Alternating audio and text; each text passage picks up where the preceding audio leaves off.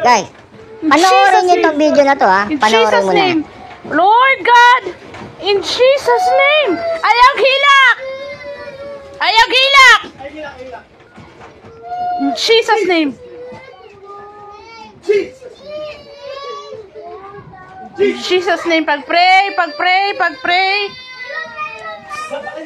Ayaw hilak. Sit down lang. Sit down lang. Sit down lang. Nasa loob siya ng bahay. In Jesus' name. So yung mga anak niya, hindi niya pinalabas ng bahay. Oh, Lord, Jesus' name. Okay. Dito tayo.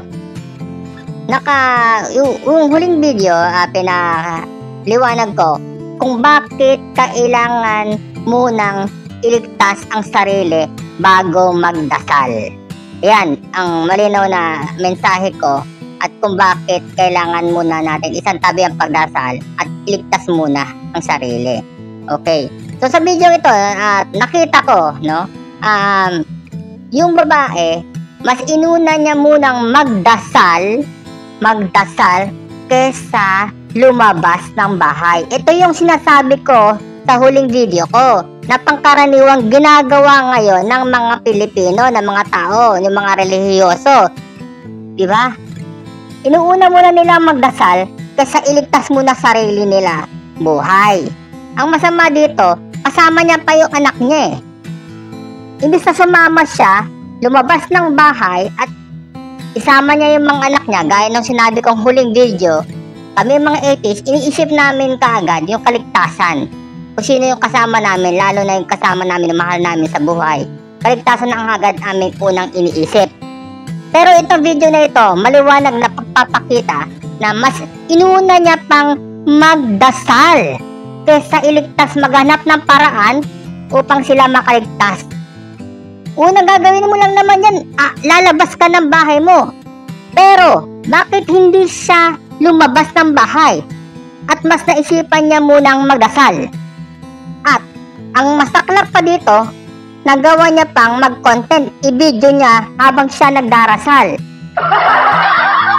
Diba? Anong kalokohan yun? May oras ka pang i-video sarili mo para magdasal? Para ano? Sabihin mo sa tao mo na ikaw ay maka-Diyos. At yung naaawa ko doon sa malamang anak niya yung bata doon sa medyo sa sala.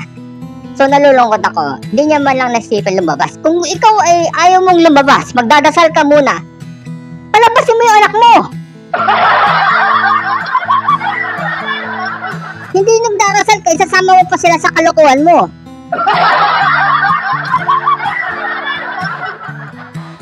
Kasi halimbawa dito, kung yung bahay mo gawa ng DPWH yan at biglang gumuho, di damay pa anak mo. Diba? Kawawa naman sila. So kung kayo magdarasal, sige magdasal kayo. Kung ayaw nyo maniwala sa sinasabi ko na iligtas nyo yung sarili nyo, sige, marami pang darating na lindol marami pa yan, sabi ko sa inyo, diba? Nung huling video ko. Pero sana, iligtas nyo muna sarili nyo bago kayo magdasal. Hindi ko sinasabing masama magdasal. Paniniwala nyo yan O sige. Pero ilugaran nyo naman sana. Ilugar ninyo ang pagdarasal ninyo at huwag sa mismong lumindol at magdarasal ka at ang masama pa dito, iko-content mo pa, ibibidyo mo pa. Anong gagawa ko? Ito, bibidyo ko. Okay, Lord, pray. I stop, Lord, God, Lord, please save us. Ewan ko ba?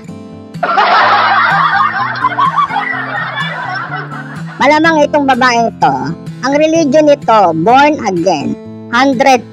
Kasi hindi naman ganyan ang mga iglesia Yung mga Mormons, hindi ganyan mga konserbatibo yung mga yan.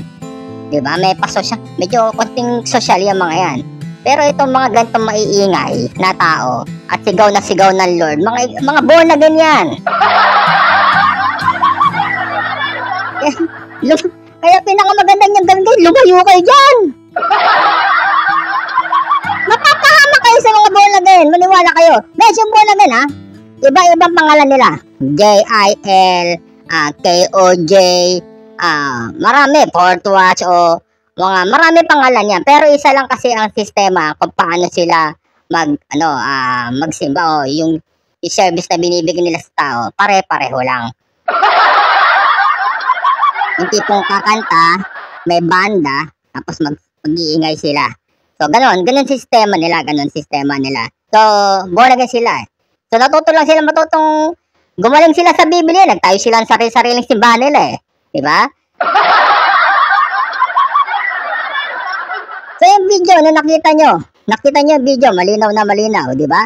Hindi lumabas si ate. Ang masama nun, yung anak niya, di may rin pinalabas. So, nagantay sila doon.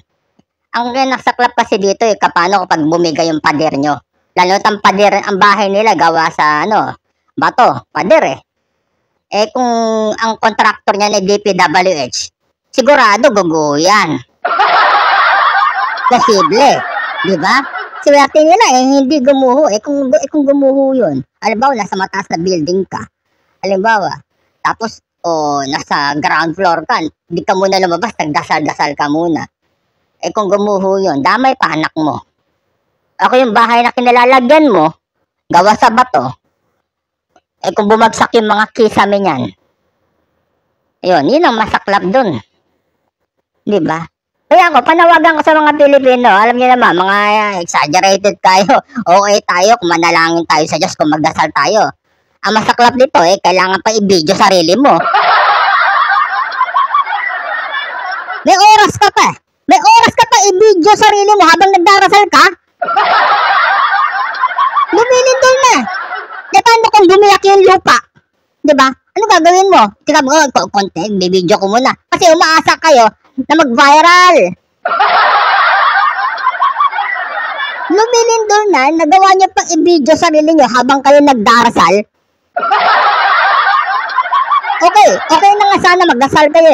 Yun ang paniniwala nyo. Pero ang akin lang naman, ang advice lang naman, payo, ilugar ninyo.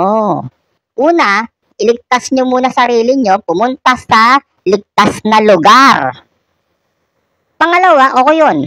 Umupo kayo, o kung gusto nyo magdasal, lumuhod kayo, bahala kayo sa buhay nyo. Pero, doon muna kayo sa safe na lugar. Isama niyo pamilya niyo o anak niyo. Lalo na kapag may anak kayong kasama. Mga linti kayo. Dasal, parang nakikita ko, kumakala sa social media, puro nagdarasal eh. Ano to, contest? Para sabihin sa tao, makajos. Binibigyan na nga kayo ng lindol eh. Tapos, sa huli, thank you Lord. Okay, ito paniniwala niya, bahala kayo. Pero ang akin lang, iligtas nyo muna. So, ayun yung video, nakita nyo, di ba? Nakita nyo yung video. Nakita nyo yung video, malinaw. Na karamihan sa mga tao ngayon, mga relihiyoso, na inuuna muna nila magdasal kesa sa iligtas ang sarili nila. Yan. Wala naman sinabi ang T-Borg sa ganyan eh. Ang advice nila, lumabas ng bahay, takpan ng ulo habang lumalabas ng bahay. Umupo. Yun namang advice ng gobyerno sa atin. Kasi sila mas marurunong na sila kung anong dapat natin gawin. Pero wala naman sinabi ang gobyerno na, magdasal muna kayo bago lumabas. Wala naman sila sinabi. Mga eksperto na yan, mga nagsasabi na ganyan. Diba? Na kung anong dapat natin gawin. Ako, galing din ako sa safety, pero alam ko yung trabaho sa safety, kung anong dapat gawin, kahit anong delubyo nangyari.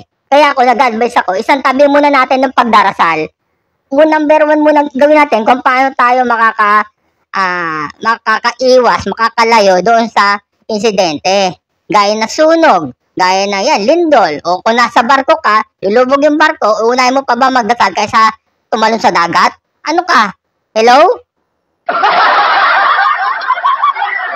Kaya ito ang problema sa atin, mga Pinoy. Ito, karamihan lang kasi nakita ko Pilipino masyado exaggerated no? Ang nakakawa dito, may kasama siyang mga bata. Yung bata ang concern ko din, na walang kamalay-malay, na pinaupo niya roon sa sala, imbes na lumabas ng bahay. Yun ang nakakaalarma dun. Eh, saan dun siya nakasalampak siya ron sa higaan niya yata yun eh. Tapos nagdasal-dasal habang nagbibideo kasi nakita ko yung hita niya eh. Diba? Di ko alam kung ano yung tinitignan niya sa kisame. Kung bakit siya nakatingin sa kisame. Ano yun? Inaantay niyang inaantay niyang bumagsak yung kisame. Kaya nakakabahala yung mga ganitong mga pangyayari. Nakakabahala yung ganito. Pero sana wag ninyo sanayin ang sarili niyo sa ganito. Na dasal. Dahil pag yan, kayo, nabagsakan kayo ng pader o ng poste o anuman o ng bigat na kisame, tapos kayo dyan. Seryoso, talaga. Seryoso. Tapos kayo, hindi kayo maliligtas ng dasal.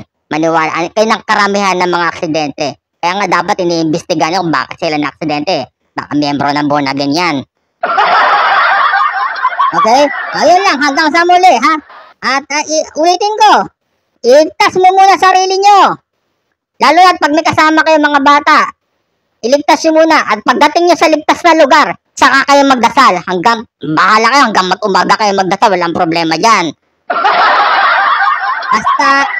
Basta iligtas muna. Doon kayo pumunta sa safe na lugar. Isang tabi muna pagdasal, labas ng bahay pag lumindol, at pumunta sa safe na lugar. Yung walang kuryente, walang pader sa likod, walang posteng katabi.